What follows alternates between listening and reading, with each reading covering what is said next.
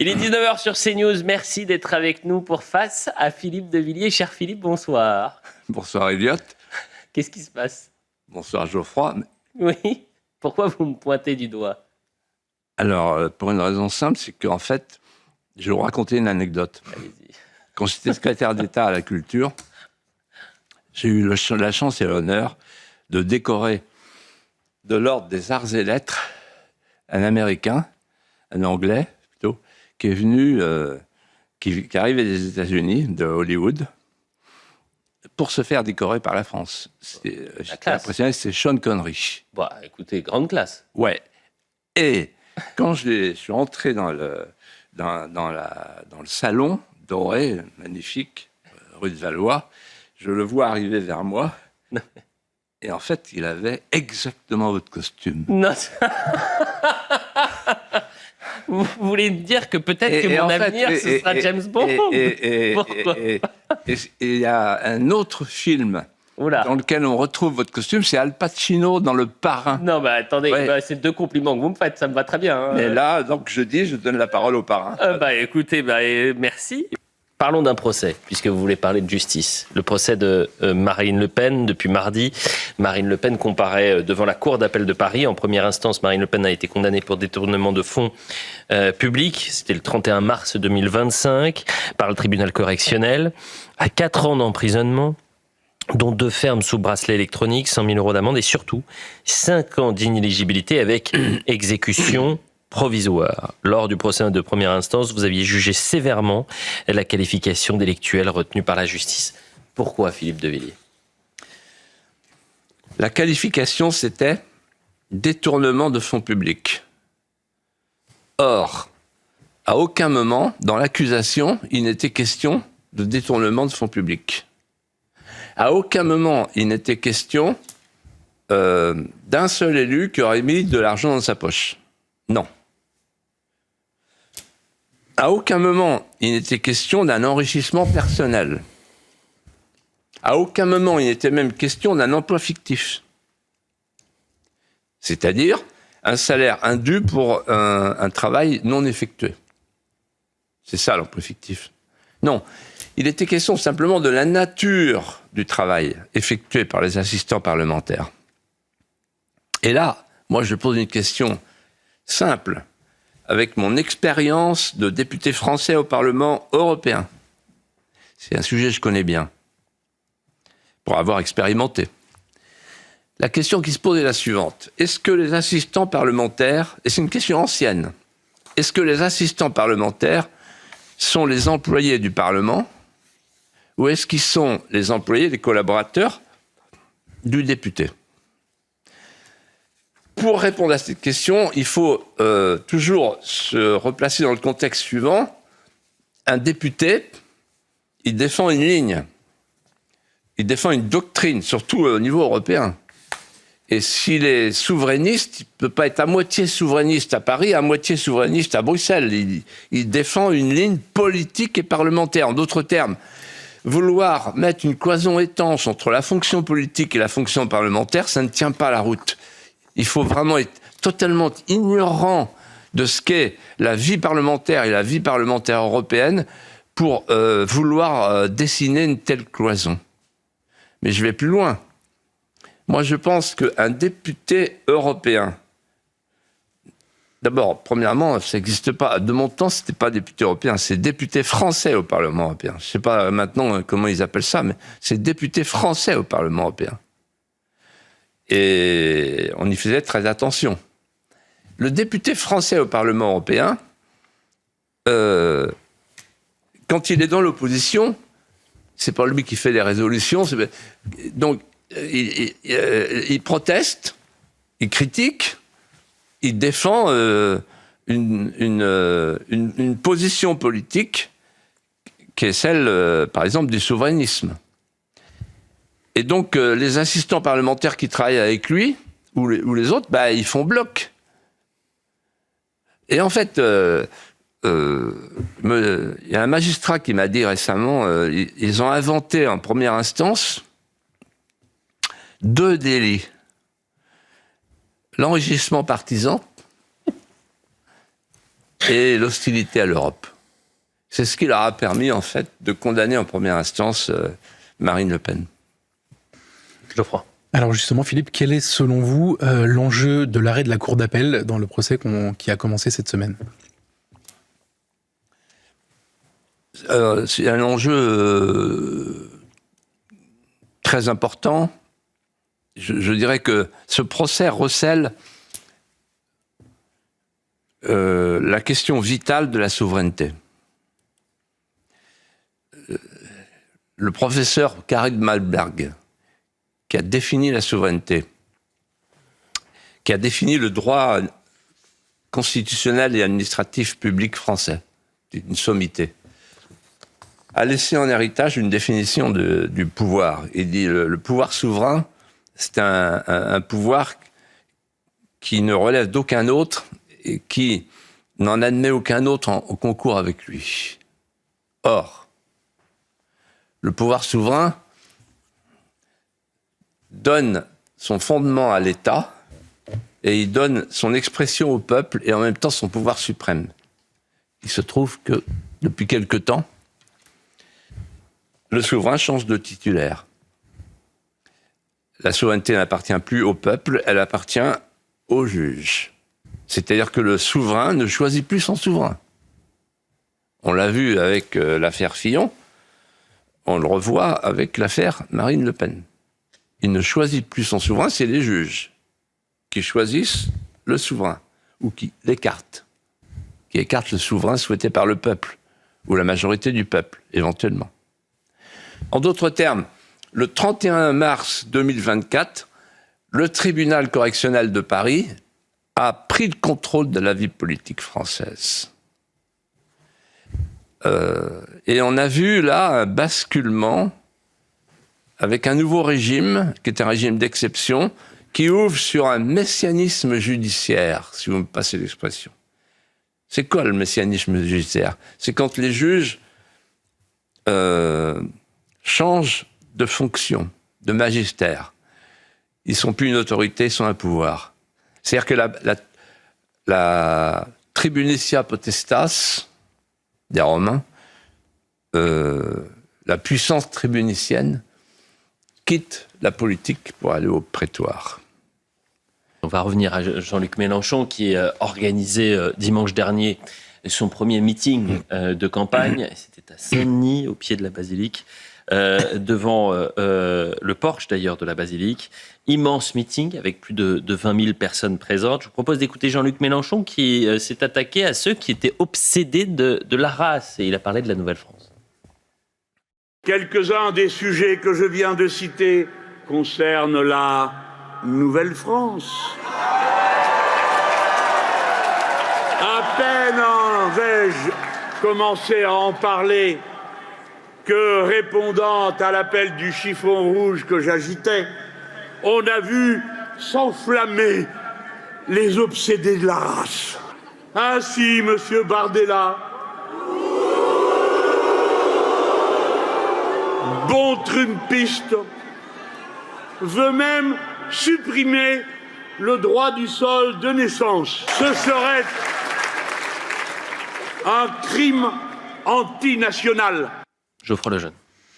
Philippe, on sent presque chez Jean-Luc Mélenchon dans ce discours une forme de gourmandise en annonçant la future confrontation entre la Nouvelle-France, donc ses supporters, et la France éternelle. Est-ce que, selon vous, cet affrontement qui nous est annoncé sera l'enjeu majeur de l'année prochaine et notamment de 2027 ? C'est un homme intelligent et qui a des anticipations stratégiques qu'il faut suivre de près parce qu'il est intelligent. Et effectivement, je pense que se profile la grande confrontation méta-historique entre les deux France. Là, pour reprendre l'expression de Mélenchon, la Nouvelle-France et l'Ancienne France. Alors, il y a ceux qui veulent une nouvelle France, issue de territoires de l'esprit, qui leur tiennent à cœur, difficilement compatibles, on verra plus tard, le wokistan et l'islamistan. Et il y a ceux qui veulent sauver l'ancienne France, qui authentifie l'unité des vivants et des morts dans le temps long. Mais moi, ce qui m'a intéressé dans ce meeting, c'est un slogan qui a été repris en chœur par la foule. On est chez nous. On est chez nous. Or, ce slogan, il vient d'en face, puisque c'était le slogan des années 80-90 du Rassemblement national, et c'était le slogan des meetings d'Éric Zemmour. On est chez nous. Donc le slogan est repris par le wokistan et l'islamistan avec un sens contraire. Notez bien que ça fait 2 fois qu'il y a un jeu de transfert sémantique. La première fois, c'était le grand remplacement. Le grand remplacement qui était considéré comme une expression fasciste, régressive, d'extrême droite, quand c'était Zemmour qui en parlait. Et aujourd'hui, le grand remplacement, c'est progressiste. Hier, on est chez nous, c'était une expression fasciste pour toute la presse française de la société de connivence. Maintenant, c'est progressiste. Vous voyez ? Il suffit qu'on change de camp pour que les mots retrouvent de belles couleurs. Alors, on est chez nous, ça veut dire ceux qui ne sont pas bien avec nous, ils ne sont pas chez eux. Et d'ailleurs, il y a une expression qui a été utilisée au cours de ce meeting, sauf erreur de ma part, c'est l'ancienne France doit s'en aller ou s'éteindre. Voilà. Elle n'a plus sa place dans la Nouvelle France. En d'autres termes, ce que veut faire la Nouvelle France, c'est déloger l'ancienne France, la dégager. Et d'ailleurs, il y a des mots-clés là-dessus, récents. Jean-Luc Mélenchon a dit récemment la ruralité n'existe pas. Qu'est-ce que ça veut dire ? Ça veut dire qu'en fait, c'est l'anéantissement mental d'une réalité qu'on ne veut pas voir et qu'on ne veut pas traiter et qu'on ne veut plus accepter. Plus de ruralité. Il n'y a qu'une solution, c'est la métropolisation massive et l'immigration invasive. Le reste, ça n'existe pas. C'est des pans entiers de la France périphérique, comme pour parler comme Gulli, qui devront disparaître, être biffés, effacés. Le grand effacement. Mais ça va plus loin, puisque cette éradication, elle est rétroactive dans l'esprit de Mathilde Panot. Puisque Mathilde Panot a ajouté « La France blanche et chrétienne n'a jamais existé ». Vous vous souvenez de cette phrase ? Qu'est-ce que ça veut dire ? Ça veut dire que non seulement on va éradiquer la France d'aujourd'hui, celle qui ne nous plaît pas, l'ancienne France, mais en plus, on éradique son propre souvenir. On éradique la France d'avant. C'est-à-dire que c'est du Robespierre du riche, du Robespierre en kéfier. Ensuite, il y a l'ancienne France. Ce qu'il en reste. En fait, un jour, Apathy a dit l'ancienne France, la France éternelle, c'est Pétain. Non, c'est De Gaulle le 25 août 1944. Il dit on est chez nous à Paris, vous pouvez retrouver le discours, la France éternelle. Alors c'est quoi la France éternelle ? Premièrement, c'est la mémoire salvatrice. Pas une mémoire atrophiée, qui ne transmet plus, pas une mémoire pénitentielle qui pratique l'amnésie des grandeurs et l'hypermnésie des lâchetés, pas une mémoire invertie comme aujourd'hui, où on vit à l'inverse de nos pères avec un renversement des repères dans tous les sens du terme. C'est pourquoi je dis une mémoire invertie. Mais c'est aussi un art de vivre à la française. Et ça, j'y tiens beaucoup. L'art de vivre à la française, ça veut dire qu'en fait, on est en France, on vit à la française avec un esprit français, avec une gastronomie française, c'est pas un master poulet. En France, on ne mange pas halal. En France, on n'égorge pas les animaux sans les avoir étourdis. En France, on parle avec les femmes, on leur serre la main, on ne les frappe pas, on ne les oblige pas à se voiler. La polygamie est interdite. En France, on ne porte pas des tenues du 7e siècle, la tenue du prophète. En France, on a des clochers, pas des minarets, et on préférera toujours le bourdon de la basilique de Saint-Denis et de Notre-Dame plutôt que le muezzin. On préférera toujours le bedeau au muezzin. On préfère nos cloches aux prières de rue de Brie-en-Marne. Je salue au passage le courage du maire qui a dénoncé tous ces haut-parleurs qui appellent la nouvelle société islamique à venir dans la rue pendant qu'on nous demande de faire taire les cloches dans la paroisse de la Garnache. Philippe, un peu de sourire, ça fait du bien, c'est aussi cette émission, mais vous avez dit parler du réel. Et le réel, malheureusement, c'est cette horreur en France, avec Louis, adolescent de 17 ans, décédé des suites de ses blessures ce mardi après avoir été lynché à mort vendredi dernier. La scène atroce a été filmée par ses bourreaux, relayée par ses bourreaux sur les réseaux sociaux. 5 personnes, dont 3 mineurs, ont été interpellées, mises en examen pour tentative d'assassinat. Et vous avez sa famille qui se soulève, sa tante qui a décidé de prendre la parole. Philippe, souvent dans ce type de drame, on essaye d'en comprendre les causes et d'en connaître les conséquences. Et surtout de pouvoir nommer ce qu'il s'est passé. Et malheureusement, je vous ai posé trop souvent cette question ces dernières années. Mais de quoi ce drame est-il le nom ?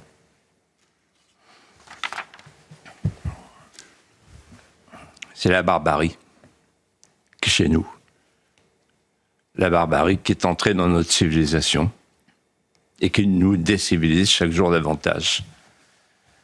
Puisque la définition de la civilisation, c'est un état social dans lequel celui qui arrive au monde s'aperçoit très vite que ce qu'il a apporté est infiniment inférieur en termes de raffinement à ce qu'il reçoit. Et là, on a une bande de jeunes qui ressentent rien de tout ça, qui se moquent du principe de la civilisation, qui n'ont rien reçu, en tout cas qui ont tout rejeté.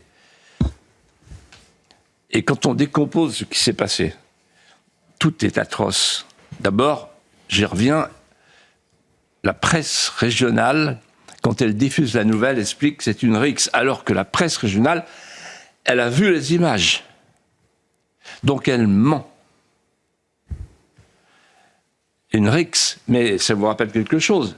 Thomas, à l'époque, c'était une rixe. Souvenez-vous, Elias, oui, Le Monde avait dit, c'est parce qu'il a refusé de donner son portable. Donc, si vous voulez, à chaque fois, on change un peu la victime. On change de victime. Et puis Quentin, il l'a bien cherché. Et puis maintenant, c'est néo-nazi à la fête de la musique. Donc, la rixe. Voilà. Alors qu'il s'agit d'un lynchage. La deuxième chose qui me frappe, c'est l'acte de célébration du lynchage et de la mort de Louis. L'acte de célébration, c'est-à-dire que ces jeunes voyous, ces jeunes criminels vont sur les réseaux sociaux et diffusent la revendication de l'acte. Donc l'exhibition. Et enfin, la troisième chose, c'est que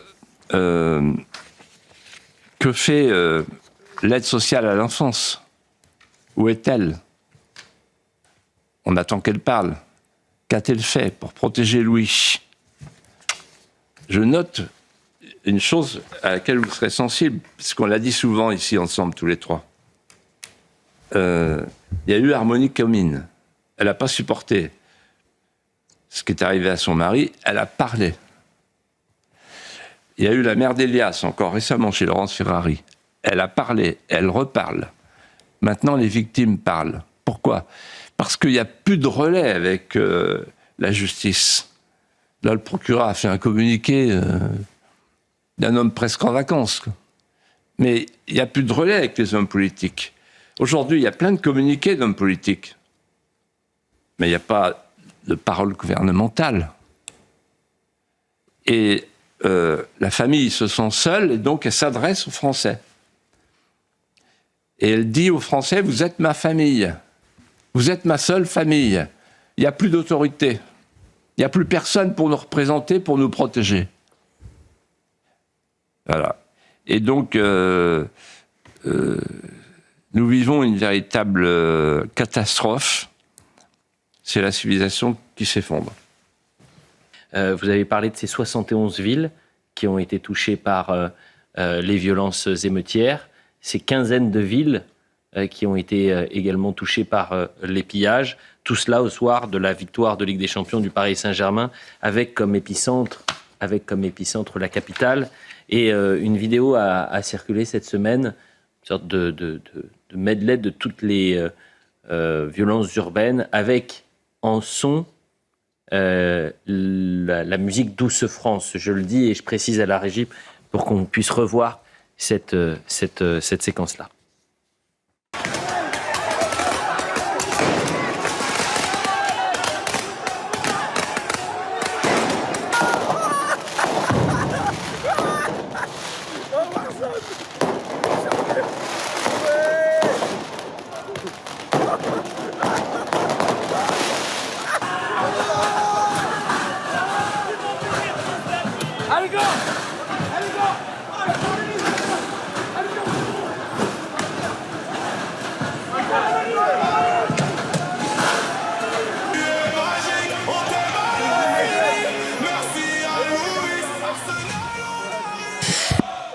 Certains ont parlé de débordement. Comment vous, Philippe de Villiers, vous qualifiez les événements graves qui se sont déroulés en France après la finale de Ligue des Champions ?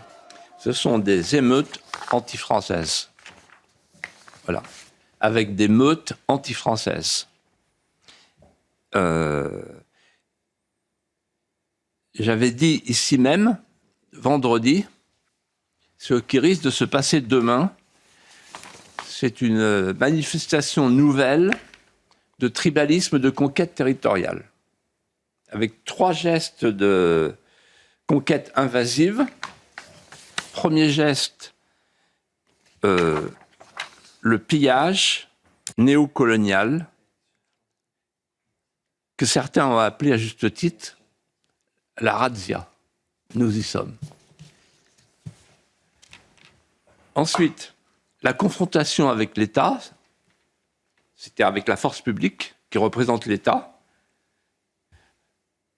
que certains ont appelé à juste titre la guérilla urbaine. Razzia, guérilla. Et enfin, troisièmement, le confinement sécuritaire.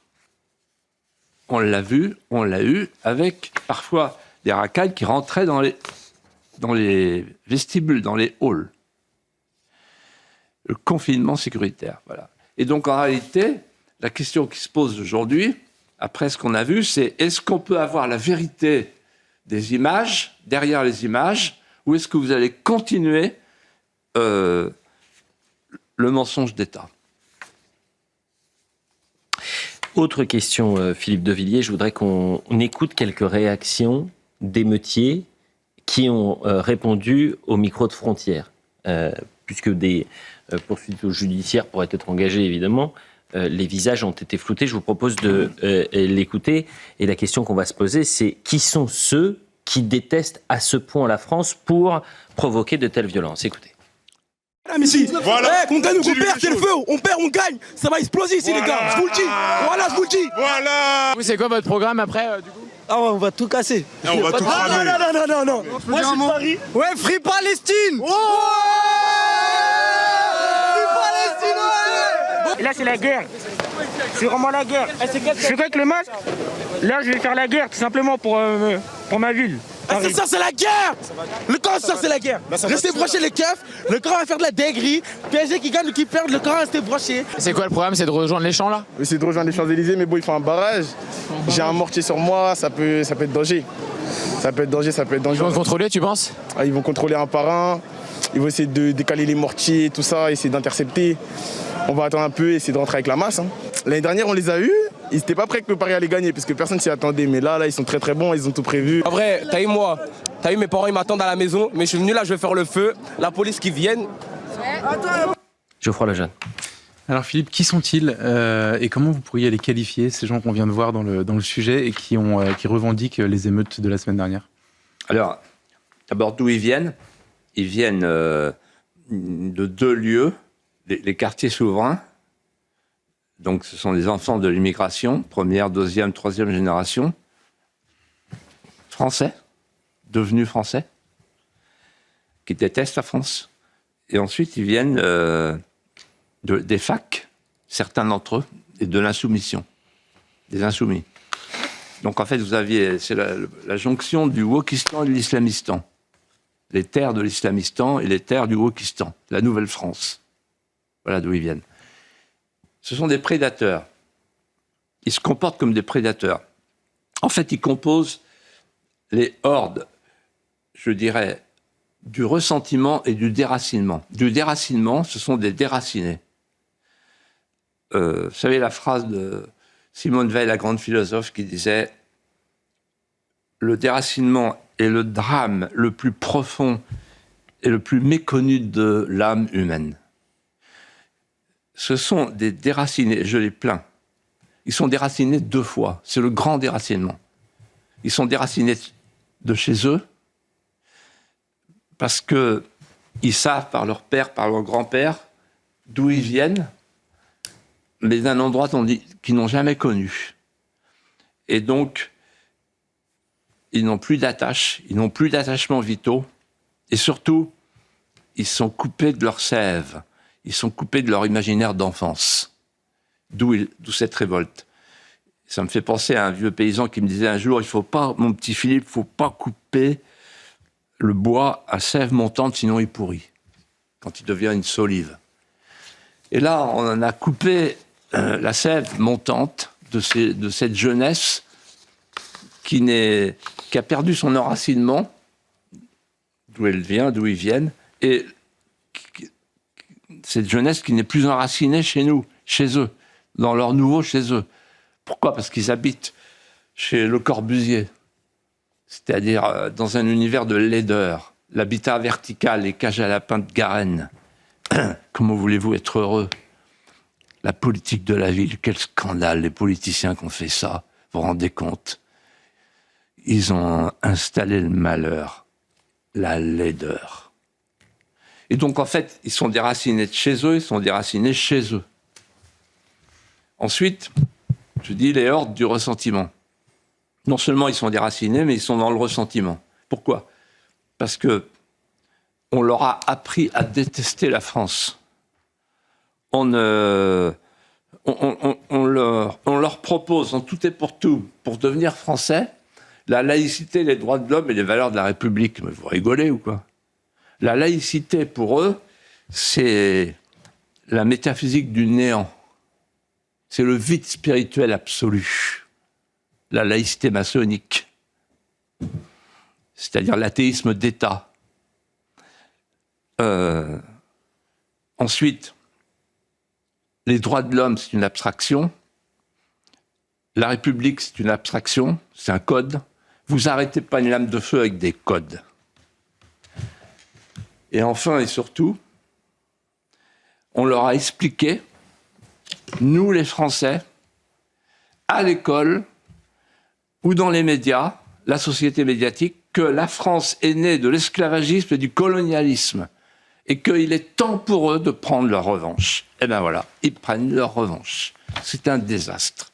On va parler du 14 juillet. Et c'est pas un 14 juillet comme les autres. Ce sera le dernier 14 juillet sous la présidence de la République d'Emmanuel Macron. L'Élysée qui veut d'ailleurs en faire un moment historique, un 14 juillet XXL.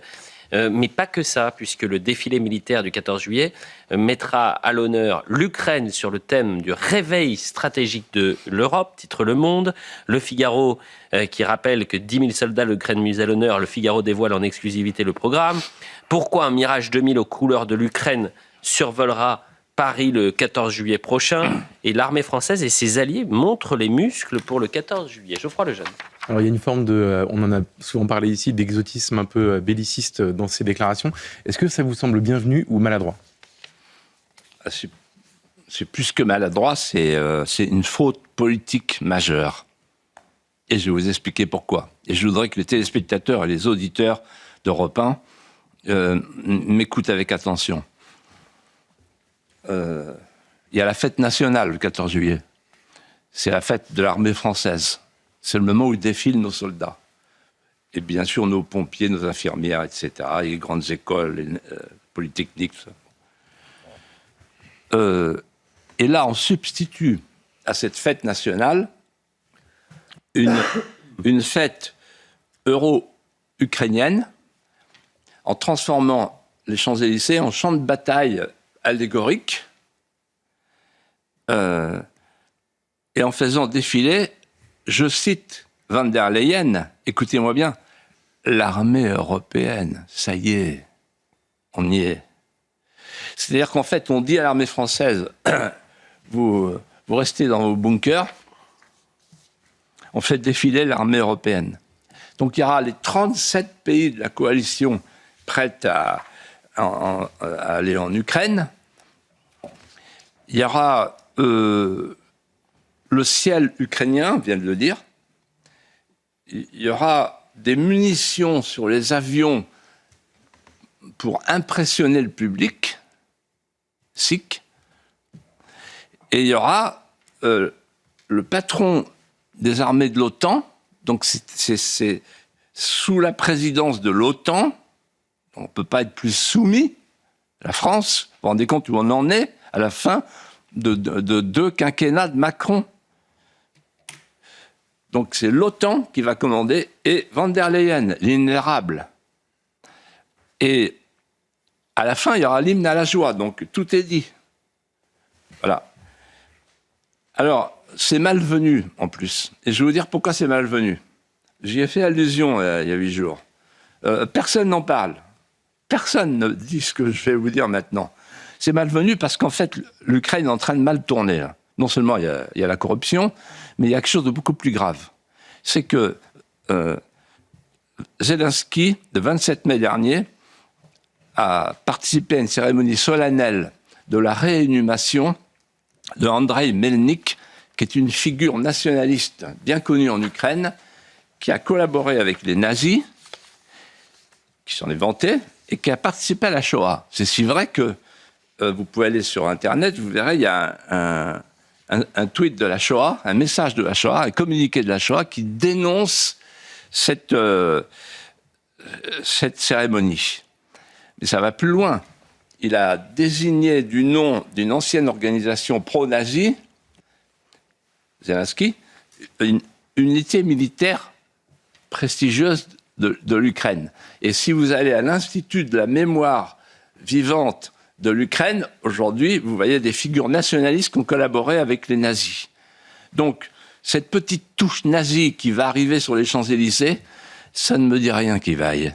Parlons de la fête de la musique, qui s'est transformée dans certaines zones en France en violence, avec des voitures dégradées, avec des voitures détruites, des piqûres sauvages, des viols, plus de 260 personnes qui ont été interpellées. Et pourtant, le Premier ministre a pris la parole cette semaine pour dire cela. Je vous propose de l'écouter. Saluer aussi objectivement le comportement de nos concitoyennes et de nos concitoyens à l'occasion de la fête de la musique qui s'est relativement bien passée. Et je le redis à l'ensemble des collègues, preuve en est que faire confiance aussi à l'intelligence locale, aux maires, aux organisations locales n'est jamais une mauvaise méthode, avec évidemment un critère de proximité. Et je le disais, donc plus de 260 personnes qui ont été interpellées. Et parmi toutes les séquences, un journaliste, une nouvelle forme de journalisme, puisque c'est notamment sur les réseaux sociaux qu'on peut le voir, Tony Pitaro, parce que vous savez que les bières étaient interdites, mais visiblement pas les bonbonnes de protoxyde d'azote, vous les inhalez, et peut avoir des conséquences effectivement très graves. Je suis au cœur de Châtelet-Léal, il est 6h40 du matin et regardez ce qu'on retrouve, des bonbonnes de protoxyde d'azote dans un Paris, et voilà, ici c'est l'apocalypse. Là on s'est baladé avec le caméraman dans Paris Centre et tout est détruit. Et ici c'est une catastrophe, tout est dégueulasse et c'est partout dans tout Paris Centre. 6h40 du matin, regardez, on est à Châtelet. Franchement, j'ai jamais vu Paris dans un tel état, regardez. On est là, tout est dégueulasse. Il y a eu des îlots de propreté, comme on dit, qui ont été mis en place, mais regardez, c'est pas du tout suffisant. Et j'ai l'impression que Emmanuel Grégoire aime qu'on vive dans une déchetterie. Regardez-moi ça. Est-ce que c'est normal d'avoir ces scènes au cœur de Paris? Regardez ici. Voilà, et tous ces gens, visiblement, ne travaillent pas. Parce que moi, le lundi matin à 6h40, je vais vous dire, je suis pas en train de tout dégrader. Voilà, hein, tout le mobilier comme d'habitude, parce que c'est vrai qu'ici, à Paris, on ne sait pas faire la fête sans tout casser. On retrouve des énormes bouteilles de protoxyde d'azote partout. On est devant la mairie de Paris, c'est exactement ce qui est en train de se produire. Un ballon, du gaz hilarant, et les jeunes se shootent, voilà, toute la journée, toute la nuit. Et encore une fois, c'est les services de la ville de Paris qui doivent tout nettoyer. C'est moi. Et ça continue, il y en a dans tous les sens. Alors on nous interpelle évidemment, et les agents vont devoir tout nettoyer. Geoffroy Lejeune. Revenons sur la phrase, après avoir vu ces images, la phrase de Sébastien Lecornu, ça s'est relativement bien passé. J'imagine que vous avez apprécié cette qualification relativement bien passée. Relativement est succulent. Ça s'est relativement bien passé. Mais où sont ces gens ? Que font-ils ? Qu'est-ce qu'ils ont dans la tête ? Qui c'est ce Lecornu ? Il a vécu où et comment il peut arriver à dire une chose pareille ? Coupé à ce point de la réalité. En fait, on a l'impression que les gens ne voient plus ce qu'ils voient. Ils ne voient plus ce qu'ils ont sous les yeux. Et ce qu'on a sous les yeux, je vais vous dire, c'est la décadence sur ces images. C'est-à-dire, en fait, une forme de suicide civilisationnel. Tout s'effondre. La parole, les manières, les émotions. Voilà la fête de la musique. Tout est en train de partir par le fond. Un peuple qui s'abâtardit et que les hideurs indiffèrent. La dissolution des êtres humains dans une animalité musicale, post-musicale. Où est passée la musique ? Moi, je me souviens des premières fêtes de la musique, et je me souviens de la musique à Paris quand j'étais enfant. Où est passé le music hall de Saint-Germain ? Où est passé le café-concert de Montmartre? Où sont passées les sérénades, les barcaroles de Procope, le trompettiste de la rue de Bussy, l'orchestre d'Archy de la rue des Beaux-Arts, etc., etc. Ça, c'était de la musique variée, certes. Mais les cantinelles des bords de Seine, c'était de la musique. Et là, on a quoi ? On a un déversoir de vomissures sonores. Avec un peuple qui devient foule, qui devient flux, et qui est asservi à la discordance. Avec des sons qui rentrent par les pores transpirants et qui ressortent par la sudation dégoulinante du corps dégingandé. C'est ça qu'on voit, la fête de la musique. Où est passé l'homme du goût, du raffinement français, qui disait avec Saint-Exupéry, rien qu'à entendre un chant villageois du XVe siècle, on mesure la pente descendue. En fait, c'est Philippe Muret qui a tout dit. On a eu, avec la fête de la musique, Homo festivus. Homo festivus, c'est l'homme d'aujourd'hui, de la post-musique, de la post-mémoire, de la post-histoire. Alors, il est sur... je rencontrais tout à l'heure... C'était un patineur avec les rollers. Il pense plus rien. Il communique. Et il est fluide, grégaire, mobile, festif. Il va de fête en fête. Le Téléthon, la marche des fiertés, les technoparades et naturellement la fête de la musique. C'est un homme festif, homo festivus. Et là, on a vu pire. Je vous écoutais tout à l'heure à propos des piqûres. L'homo festivus, c'est devenu l'homo...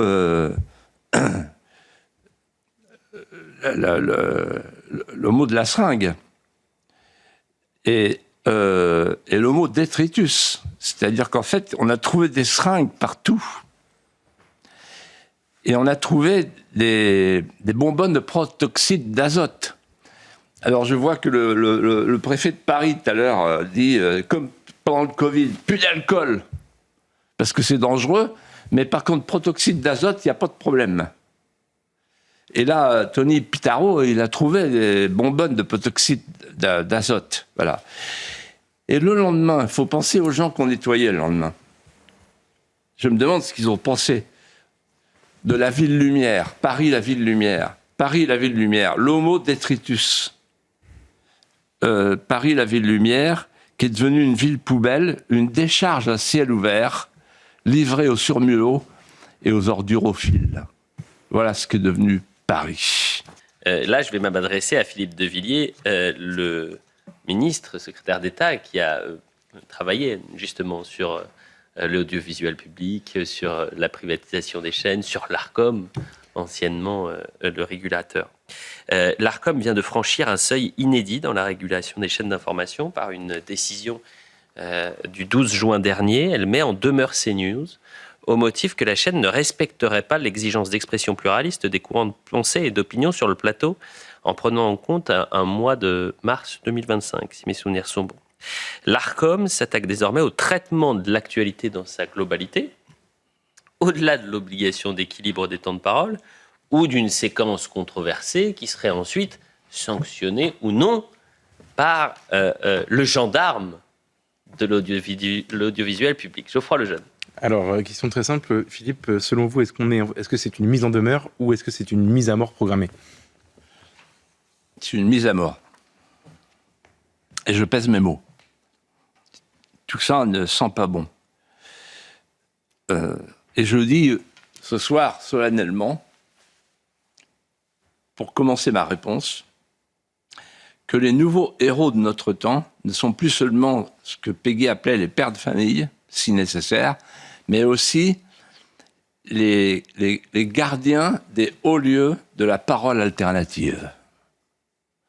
Et donc CNews est un joyau de la parole alternative, de la parole libre. Alors, vous avez fait allusion à mes fonctions de jeune secrétaire d'État. Il se trouve qu'avec François Léotard, Alain Madelin, Jacques Chirac, à l'époque, nous avons rédigé la fameuse loi du 30 septembre 1986. Et j'ai été co-rédacteur de cette loi et rédacteur de l'article 1, parce que ça ne me plaisait pas trop qu'on crée un organe de régulation qui s'appelait la CNCL. Et cet article 1, je le connais par cœur, je vous le récite par cœur. Article 1, écoutez bien la portée symbolique de cet article. La liberté de communication est sans limite, sauf dans la mesure requise par les besoins de la défense nationale.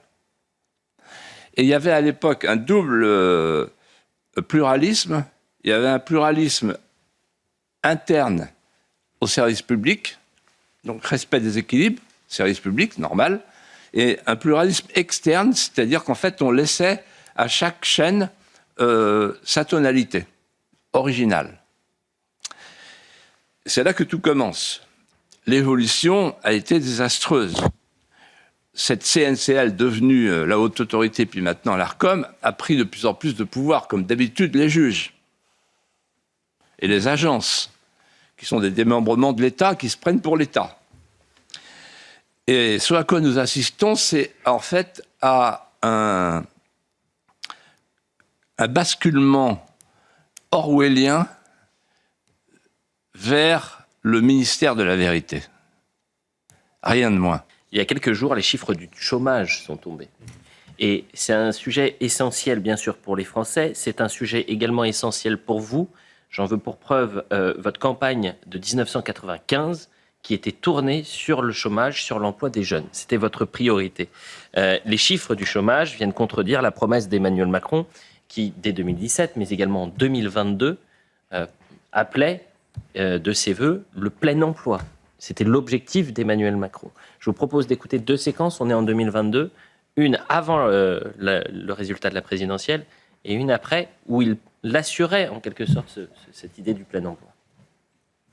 Et je pense qu'une augmentation arbitraire par la voie légale du SMIC, elle n'est pas bonne compte tenu du défi de notre pays. Nous, notre défi, c'est d'aller vers le plein emploi. Si on augmente unilatéralement le SMIC, eh bien la réalité, c'est qu'on va plutôt détruire de l'emploi et on favorisera ceux qui en ont déjà un ou qui ne sont pas en situation de fragilité. Nous sommes un pays qui, pendant des décennies, a connu le chômage de masse. Ça laisse des traces. Et moi, le cœur de la bataille que je veux mener dans les prochaines années, c'est le plein emploi. Parce que je pense que ça change la vie d'une nation. Ça change le rapport à l'éducation, à la formation, au travail. Ça change le moral des troupes, si je puis dire, dans un jour comme le nôtre. Geoffroy Lejeune. Alors, cher Philippe, pensez-vous que cette mauvaise nouvelle sur le chômage est due à la crise pétrolière qu'on est en train de vivre en ce moment, ou est-ce qu'il y a des causes structurelles plus profondes et plus anciennes ? Alors moi, je pense que l'économie française est asphyxiée par 3 nœuds coulants. Premier nœud coulant, on peut appeler ça la courbe de l'affaire. Les économistes spécialistes savent ce que c'est que la courbe de l'affaire. C'est une cloche, en fait, qui veut dire qu'il y a un optimum fiscal. C'est-à-dire que si vous voulez tondre le mouton, il ne faut pas le tondre trop longtemps et trop souvent, sinon vous l'écorchez. Et il rend plus de laine. Bon, c'est un peu notre situation. Vous vous rendez compte que Agnès Verdier-Molinier disait avant-hier dans son édito du matin, qui est toujours remarquable, qu'avant de commencer, l'entreprise, le 1er janvier, elle sait qu'elle va devoir payer au total 100 milliards de CVAE, c'est-à-dire la cotisation sur la valeur ajoutée des entreprises. 100 milliards, impôt de production. C'est-à-dire qu'en fait, on a le record du monde des prélèvements, on a le record du monde de la dette, on a le record du monde du déficit. Qu'est-ce que ça veut dire ? Concrètement, ça veut dire que vous avez la sphère publique qui consomme de la valeur, de la richesse, et qui étouffe la sphère privée qui produit la valeur et la richesse. Donc ça ne peut pas coller, ça ne peut pas durer. Deuxième nœud coulant, c'est le nœud coulant des hydrocarbures. L'affaire d'Ormuz, le détroit d'Ormuz, c'est comme un caillot sur une artère jugulaire.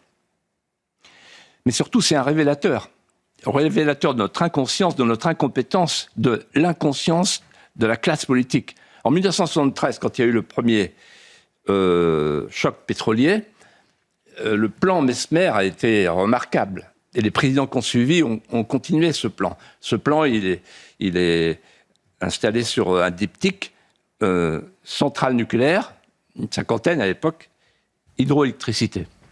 Et là, qu'est-ce qu'on a fait depuis plusieurs années avec Hollande et Macron ?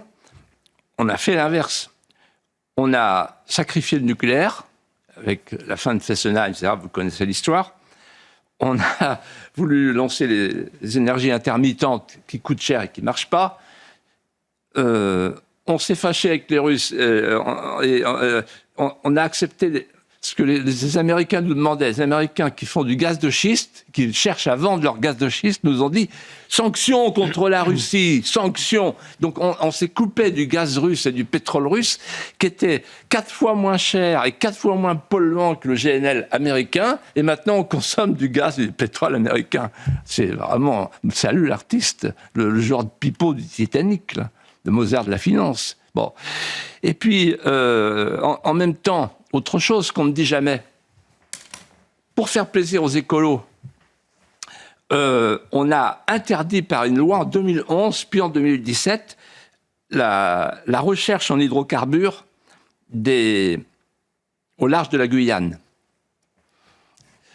Et on a interdit la fracturation hydraulique sur le territoire français, sous prétexte de décarbonation, etc. Et on n'a rien fait pour la géothermie, qui est une ressource d'avenir. Il suffit de creuser un petit peu pour avoir une énergie infinie. Alors voilà, on a tout faux. Deuxième nœud coulant. Et le troisième nœud coulant, c'est le plus grave. C'est le nœud coulant de l'offre compétitive et du travail. Je ne donnerai un seul chiffre. Nous ne produisons que 36% des produits manufacturés que nous consommons. Et là, on revient à l'Europe. C'est qu'en fait, on a mis tous nos œufs dans le même panier avec un panier européen, c'est-à-dire une Europe qui n'est pas un espace de production, qui n'est plus un espace de production, mais qui est un espace de consommation. Réfléchissez à ça. Et deuxièmement, un espace de consommation qui n'est pas protégé. C'est le seul espace du monde qui n'est pas protégé. Parce que le mot douane, avec le cercle de la raison, c'est encore un péché. Revenons aux conséquences politiques après la disparition de l'IANA. La classe politique a parlé de dysfonctionnement, propose une noria de réformes. Est-ce que cela vous paraît suffisant, Philippe de Villiers, et faut-il aller plus loin en mettant en œuvre une véritable révolution pénale? Est-ce qu'il faut une révolution pénale, Philippe? Alors, il faut une révolution pénale. Qu'est-ce que ça veut dire? Oui, il faut une révolution pénale parce que aujourd'hui, la justice est à l'envers, il faut la remettre à l'endroit. Et pour la remettre à l'endroit, je résumerai en quelques mots, c'est la question de la peine. Alors, aujourd'hui, la justice est à l'envers parce qu'elle repose sur l'excuse absolutoire. L'excuse absolutoire, ça veut dire, c'est pas le coupable qui est coupable, c'est la société. Donc on trouve des excuses aux coupables. Et puis, le deuxième principe, qui est là aussi une inversion, c'est l'inversion accusatoire. C'est-à-dire qu'en fait, quand on regarde bien, si on écoute la gauche judiciaire et toute l'idéologie judiciaire, c'est pas vraiment le coupable qui est vraiment coupable, c'est la victime, si on cherche bien. Et donc, vous allez voir, tout le système est établi sur ces deux principes. L'inversion victimaire et l'excuse absolutoire. Alors, il faut premièrement rétablir les peines minimales pour qu'il y ait un bornage vers le haut et un bornage vers le bas. C'est ce que dit très bien l'Institut pour la justice, dont vous recevez parfois le président remarquable, Pierre-Marie Sève. Bornage vers le bas, c'est-à-dire qu'il faut enserrer les juges et les obliger à prononcer des peines de prison, qui sont des peines probatoires et dissuasives. Ensuite, sur la question de la peine, il faut supprimer le juge de l'application des peines. Pourquoi ? C'est un sujet qu'on n'aborde jamais, mais il est essentiel. Parce que le juge de l'application des peines, il peut chaque année remettre la moitié de la peine. C'est un deuxième procès dans le procès. Et à ce deuxième procès, la victime n'est pas présente. Vous voyez ce que je disais tout à l'heure sur l'inversion victimaire? Là, il n'y a que le coupable, il n'y a pas la victime. Donc il faut supprimer le juge de l'application des peines. Si tu prends 10 ans, tu prends 10 ans, tu fais 10 ans. Ensuite, il y a la question de la peine incompressible. Vous voyez, par exemple, Dalia Ben-Kired a été condamné à 30 ans, à une peine incompressible, qui a assassiné Lola. Mais on sait déjà qu'au bout de 30 ans, il y aura des experts, des psychiatres et elle sortira. Non, incompressible, la peine incompressible, la peine perpétuelle doit être perpétuelle. Les mots ont un sens. Ensuite, il va falloir rouvrir le débat sur la peine de mort. Tout le monde se pâme devant Badinter, panthéonisé. Badinter, c'est l'homme qui a supprimé la peine de mort pour les coupables, mais pas pour les victimes. Toutes ces marches blanches en témoignent. Badinter, c'est l'homme qui, dans le même temps, a libéré des milliers de prisonniers en 1980 quand il est arrivé. Et c'est l'homme qui a fait du Conseil constitutionnel une instance d'empêchement pour la loi française, la loi du peuple. Enfin, je dirais ceci, il faut 40 000 places de prison supplémentaires et libérer tout de suite, ça c'est à notre portée, 20 000 places de prison, tout de suite, en renvoyant chez eux les prisonniers étrangers. Il y en a 20 000. Qu'est-ce qu'ils font dans les prisons françaises? Rien. Si on libère ces 20 000 places de prison, on pourra mettre les futurs manifestants de la Coupe du Monde qui vient. Vous voyez, je fais une anticipation. Juste après le déclenchement de la guerre, vous aviez, dans une prémonition habile, en citant Churchill, vous aviez dit « L'homme d'État qui cède à la fièvre guerrière doit savoir qu'une fois le signal donné, il perd le contrôle de sa politique et des actes qui vont se dérouler sur le champ de bataille. » Et nous sommes désormais au jour d'après. On a vu cette scène à Versailles, on peut voir l'image de Donald Trump qui va signer cet accord. Je pense qu'on a pu le découvrir. Voilà, regardez, Donald Trump qui signe depuis le château de Versailles, alors que les négociations sont reportées. Elles devaient se tenir dès ce vendredi en Suisse. Et puis il y a une autre séquence, quelques heures plus tôt, en plein G7, Donald Trump arrive dans la pièce et il va rappeler, avec humour, peut-être une évidence. Écoutez.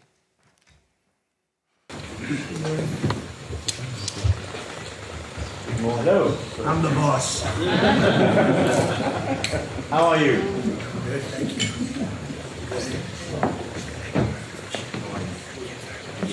Geoffroy Lejeune. Cher Philippe, comment voyez-vous ce jour d'après et selon vous, qu'est-ce qui va changer dans les relations internationales? Ah ben, bientôt, il pourra plus dire « I am the boss ». C'est ça qui va changer. Et taper sur l'épaule de l'anglais. Pourquoi? Parce que le monde dans lequel nous entrons n'a plus rien à voir cette fois-ci avec l'après-mur de Berlin. Fukuyama, le grand historien, la paix par le doux commerce, multilatéralisme, plus de frontières, plus de douanes, etc.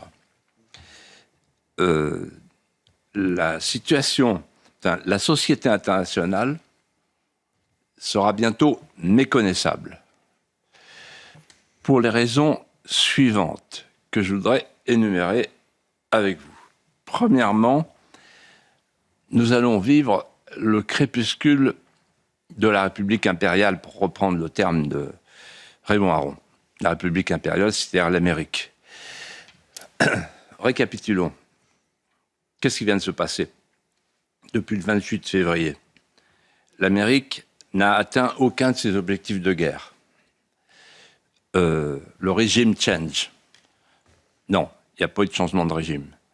On est passé de l'islamo-militarisme au militaro-islamisme, entre les passedarans, gardiens de la Révolution et les mollahs, on échange le même livre, c'est le Coran. Donc la République islamique, elle est là, elle n'a pas bougé. Deuxième objectif, c'était les fameux 440 kilos. Bon, ils se promènent, on ne sait pas où, mais en tout cas, pour l'instant, ils sont intacts. Et le troisième objectif de guerre, c'était d'entendre le peuple iranien, provoquer la révolte du peuple iranien, comme au printemps dernier. Bon. Il ne s'est rien passé. Ensuite, il y a un changement majeur pour les Américains au Moyen-Orient. C'est qu'en fait, les pétromonarchies, qui avaient fondé leur sécurité sur une sorte d'échange pétrole contre sécurité avec l'Amérique, sont maintenant traumatisés et vont chercher dans les semaines, dans les mois qui viennent, une autre posture de sécurité pour se protéger. Troisièmement, le piège d'Ormuz s'est refermé. Et là, on le voit bien à l'heure qu'il est. Le piège d'Ormuz, en fait, qu'est-ce que ça veut dire le piège d'Ormuz? Ça veut dire que l'Iran, on croyait que l'Iran voulait une bombe atomique, en fait, ils en ont deux. Ils ont celle des 450 kilos d'uranium enrichi et ils ont le détroit d'Ormuz. La preuve, c'est que toute l'économie mondiale est à l'arrêt à cause du détroit d'Ormuz. Enfin et surtout, je dirais, il y a eu l'enlisement vietnamien, il y a l'ensablement iranien. C'est-à-dire qu'en fait, après l'Irak, après l'Afghanistan, c'est énième échec de l'Amérique. Donc, en termes de prestige et d'image, l'Amérique est regardée là. C'est encore tout neuf, mais on va s'en apercevoir dans les semaines qui viennent. Le deuxième point important, c'est le nouveau statut de l'Iran, qui devient une puissance régionale au Moyen-Orient, et peut-être même la première puissance régionale au Moyen-Orient. C'est hallucinant ce que je vous dis, mais c'est la réalité. En effet, la République islamique d'Iran a vaincu la première puissance militaire du monde et son allié israélien. Quand, dans une guerre asymétrique, le présumé vainqueur ne réussit pas à vaincre, il a perdu. Merci Philippe de Villiers, rendez-vous la semaine prochaine. Geoffroy Lejeune, un grand merci. Merci Léo. À la semaine prochaine.